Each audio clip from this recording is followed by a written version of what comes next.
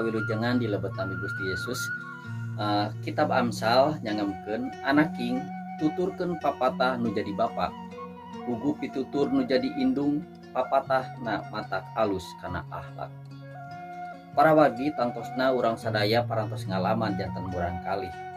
Upami urang kapungkur sok dielingan kuno jadi sepuh, tampolana dina kahirupan urang teh urang sok ngarasa aing geus nyaho, alim di pepelingan. Nah hiji waktos para wargi urang kalih abi nu ageng atau lebet ka tempat sakola nyaeta aya di asrama di tempat kuliah. Nah anjeunna nelpon ka rayina, "Ses, lamun kamu di rumah kamu kudu tuturkeun naon anu dipapatahkeun, anu diajarkeun ku si mamah jeung ku si ayah." Kan dina waktos harita mah anjeunna di pasian terang teh aya rada berontak heula.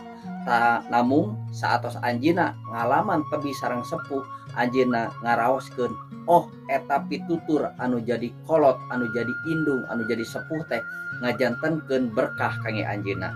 Nah para wargi sadaya, hayu urang sami-sami ulah ngalalaworakeun papatah anu jadi sepuh urang supados dina kahirupan urang langkung tumut deui ka Gusti. Upami pangandika Gusti nyangamkeun dina kahirupan urang kedah tumut kana papatah anu jadi sepuh, kitu oge dina kahirupan urang ayeuna urang kedah tumut naon anu disaurkeun ku pangandika Gusti, ulah ngalawan, ulah ngalalaworakeun kana pangandika Gusti eta.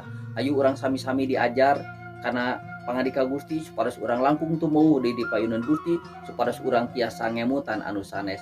Hatur nuhun, Gusti Yesus ngaberkah.